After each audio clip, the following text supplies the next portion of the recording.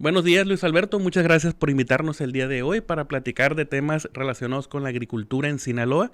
Hoy vamos a hablar de lo que son las bases para la comercialización de maíz, ¿no?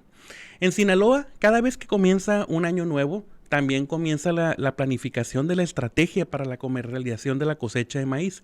Antes de que inicie la cosecha en el mes de mayo, debemos de tener muy claros los contratos con los compradores para poder darle certidumbre a los productores agrícolas.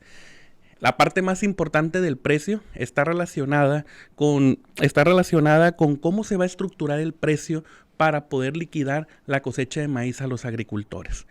El precio está compuesto por dos variables que son fluctuantes, que son el precio internacional del maíz y el tipo de cambio, y por una cuestión que es fija, que se denomina base, ¿no? De esta forma, si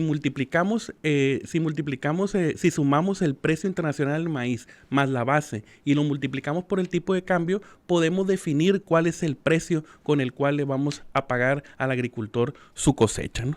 El precio internacional del maíz está determinado por la Bolsa de Futuros de Chicago, de los Estados Unidos, ¿no? Y lo que hace es determina la relación que hay entre la oferta y la demanda de los granos básicos a nivel mundial. El tipo de cambio, por su parte, como todos sabemos, mide cómo se mueven las variables macroeconómicas entre Estados Unidos y México. Por su parte, la base se calcula en relación a la diferencia que existe si compráramos una tonelada de maíz en México pagada a precio local de contado, con respecto a si compramos esa misma tonelada de maíz en los Estados Unidos utilizando el precio de futuro. Esa diferencia es la que conocemos como la base, ¿no? Por ejemplo, vamos a poner un ejemplo. Un consumidor de maíz en Puebla compra una tonelada tiene las dos opciones: comprar en el mercado internacional o comprarlo en México. Si lo compra en Estados Unidos, debe de pagar el precio internacional del maíz y además pagar el flete hacia Puebla y los gastos aduanales que se requieran. Considerablemente más barato lo podría comprar, por ejemplo, en Sinaloa. Pero para poder equilibrar los mercados, se utiliza la base como una compensación para que ambas opciones, tanto el importado como el nacional, se encuentren dentro del mismo rango de precios. A eso se le conoce como precio, se le conoce como precio de indiferencia, en el que para el consumidor de Puebla le es completamente indiferente si ese producto lo compra en Estados Unidos o lo compra en México. En el precio internacional y en el tipo de cambio no podemos inferir.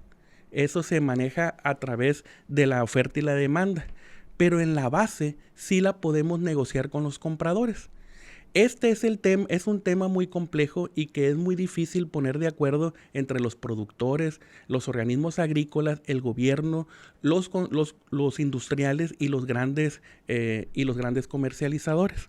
De acuerdo a la información que publican nuestros asesores de mercados agrícolas, en estos momentos la base se encuentra en alrededor de $100, que es la base más alta que se ha presentado en los últimos 20 años. Los años previos de la pandemia, el conflicto entre Ucrania y Rusia, así como el incremento en el precio de los energéticos y el desabasto de los cupos de transporte han hecho que el precio de los fletes a nivel internacional, tanto marítimo como ferroviario, se incrementen de manera considerable, ¿no? Estos son los principales motivos por los cuales las bases se encuentran actualmente en un precio muy alto. Lo más importante en estos momentos es que el agricultor esté bien informado de cuáles son las condiciones actuales del mercado, y por eso es que desde la Asociación de Agricultores en las próximas semanas vamos a organizar diferentes talleres de capacitación para que el agricultor esté bien enterado cuáles son las condiciones del mercado y pueda tomar mejores decisiones al momento de comercializar sus cosechas. Es muy importante que el gobierno federal, a través de la Secretaría de Agricultura, intervenga y regule de manera oportuna la determinación de una base que sea justa y transparente, que le dé certidumbre al sector agrícola de Sinaloa. Esto va a ser muy relevante para que lo que es la agricultura por contrato siga funcionando de manera adecuada en nuestro país. Esta es la información, Luis Alberto. Muchas gracias.